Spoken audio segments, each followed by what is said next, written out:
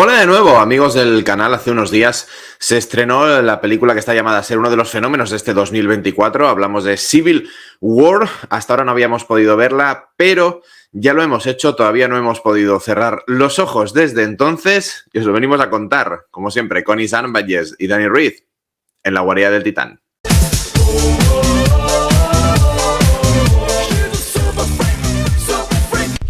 Entra con nosotros en la guarida del Titán. Desde sus preestrenos y sus primeros pases, la película de Alex Garland, que por cierto está haciendo un trabajo como guionista y director espectacular, venía cosechando una cantidad enorme de críticas positivas. Nos metimos al final en la sala de cine y qué rato más malo, ¿por qué no decirlo? Cinematográficamente excelente, pero emocionalmente todavía no hemos podido destensar los hombros, maldita sea. Entendimos por qué las críticas eran positivas, evidentemente, pero bueno, es una película dura, una película bélica que refleja la historia de un grupo de periodistas pues, en los últimos momentos de una guerra civil en Estados Unidos, y en la película son todo aciertos. Desde la fórmula narrativa en la que lo único que nos interesa es la vida de estas personas y el entorno en el que se mueven, más allá del conflicto y más allá de temas políticos, gubernamentales y mucho más amplios. La elección de la fotografía, la elección del montaje, la elección de la banda sonora, todos son absolutos aciertos para meternos en una historia absolutamente opresiva, donde Alex Garland ya nos había mostrado su capacidad de generar terror a partir de los zombies, pero demostrándonos una vez más algo que ya sabíamos, que no hay mayor terror que aquel que parece real y aquel que nos parece plausible. Exactamente, y es que ese es el problema. La película tiene un cariz casi documental y no paras de hacerte la pregunta, como decían en la serie de animación de Marvel, What If, ¿no? ¿Qué pasaría si? Pues realmente lo que vemos en pantalla, por desgracia, se parecería mucho, seguramente, a lo que veríamos.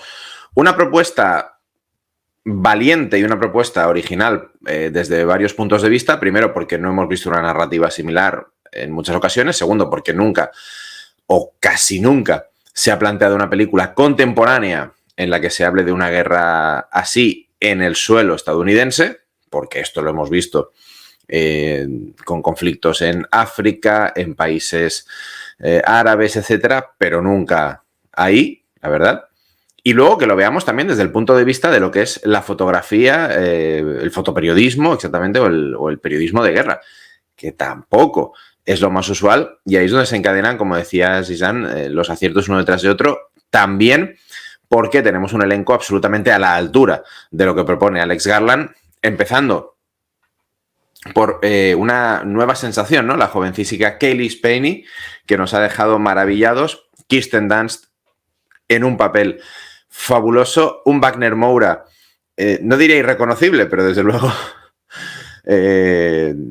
con un aspecto bastante diferente al que tenía haciendo de Pablo Escobar, y algunas escenas breves, cortitas, donde otros actores brillan, sea Nick Offerman haciendo de un ya absolutamente caído presidente de los Estados Unidos, o la escena, ya que además en muchos pósters y en muchas partes del tráiler se había visto algún retazo con ese Jesse Plemons totalmente fanático con gafas rojas, que nos lo hizo pasar terriblemente mal en la sala de cine. Y es que la película prácticamente no levanta el pie del acelerador en ningún momento, nos traslada de un lado a otro a una velocidad pasmosa en ese camino que vamos a recorrer con los periodistas hasta llegar a Washington con la intención de entrevistar al presidente antes de que caiga el régimen estadounidense.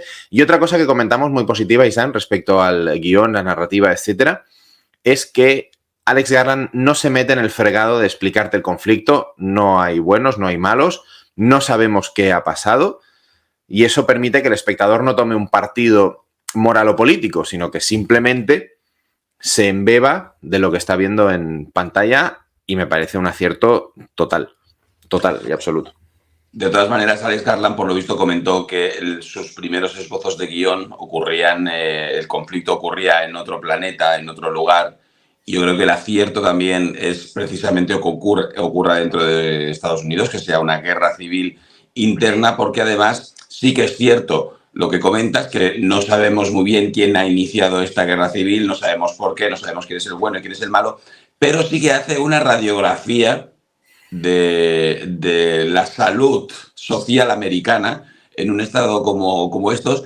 Y lo que comentaba antes, el problema es que da una sensación de verosimilitud y de realidad, y de que incluso Alex Garland en algún momento puede hasta quedarse corto con lo que pasaría si en algunos lugares de los Estados Unidos se diera manga ancha, no hubiera leyes, la policía desapareciera, bueno, que quita el hipo. Seguramente la señora Karen, que vive en Orlando, está muy asustada de esta película y cree que esto es absolutamente imposible, pero la gente que vemos algunas cosas desde fuera creemos que Alex Garland ha dado en la diana en muchos momentos, y uno de ellos, por ejemplo, es el que comentas, es Jesse Plimons, que en su estatus de soldado, pues nada, deja rienda suelta a sus más maravillosas fantasías en un mundo donde ahora él es el jefe.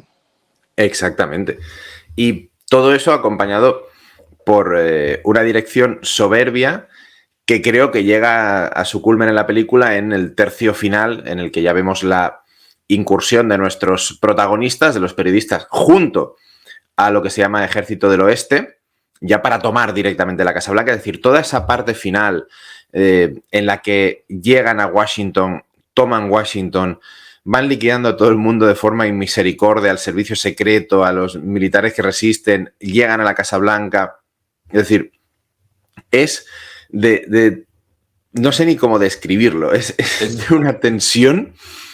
Es la más espectacular también, ¿no? Porque recordamos, es una producción de A24, que no pueden sobrepasar el presupuesto de los 100 millones, en este caso son 50 millones, y mientras estás viendo la película, es una película realmente que te deja sentado en el asiento y que en muchos momentos estás perdiendo la respiración y la tensión es terrible desde el minuto 1, pero no crees que pueda haber una gran escena de acción. Porque, bueno, pues eso, ¿no? Porque es A24 y por un presupuesto contenido y tal. Y sin embargo, lo que te comentas ahora, el último tercio da bueno, pues eso, un último tercio de acción bélica realmente brutal, muy bien hecho, absolutamente despiadado, pero como es toda la película, pero ya en una lucha encarnizada en las calles de Washington. Sin embargo, es un momento bélico y de acción que no tiene fuegos de artificio y que resulta tremendamente opresivo. Es decir, no es un despelote bélico como si lo hubiera dirigido Roland Emmerich, sino que vemos todo esto, pero también, de nuevo, desde el punto de vista de los periodistas e incluso desde o muy centrado en lo que está sucediéndole a Lee, al personaje interpretado por Kristen Dunst, que es una periodista de raza, como se suele decir, curtida ya en 1000 batallas, y que, sin embargo, en ese momento, bueno, pues viéndose superada por todo lo que ha pasado anteriormente y por los propios acontecimientos, sufre un ataque de ansiedad en plena incursión de este ejército en la Casa Blanca. Y sí, es una escena bélica, trepidante, con muchísima acción, pero todo el rato estás con ella y estás sufriendo en el pecho lo que está sufriendo ella, y es tremendo. No es una escena de, oh, qué guay, bélica y comer palomitas, sino al contrario, de hacer visión de túnel, es decir, Dios de mi vida, ¿qué está pasando aquí? Y es verdad lo que tú dices, que es despiadada en la violencia toda la película, pero tampoco se regodea en trucos, ni en efectos, ni en vísceras y sangre, sino en la maldad que puede surgir en ese tipo de escenarios cuando pues, todo el orden social se ha ido al carajo y, en este caso, en algunas escenas, lo peor de la sociedad resulta que tiene un rifle y muchas balas, ¿no? No se ha lanzado tampoco Alex Garland al truco barato para decir, oh, sino todo lo contrario, para provocarte visión de túnel y decir, esto va en serio. Imagínate qué pasaría si todo esto fuera verdad. No son flos y violas que decimos aquí, no son fuegos artificiales, es momentos muy chungos, muy turbios, donde realmente te quedas sin respiración, no de sorpresa, sino de ansiedad. Eso creo que lo transmite muy bien en toda la película, por algo que también comentábamos ayer, Isan, y es que en todo momento no te permite estar tranquilo, incluso en escenas más relajadas. Mira, van con el coche aquí hablando de sus cosas, vas conociendo a los personajes y de repente un disparo. O sea, es terrorífico. Lo que ha hecho Alex Garland es terrorífico en el buen sentido.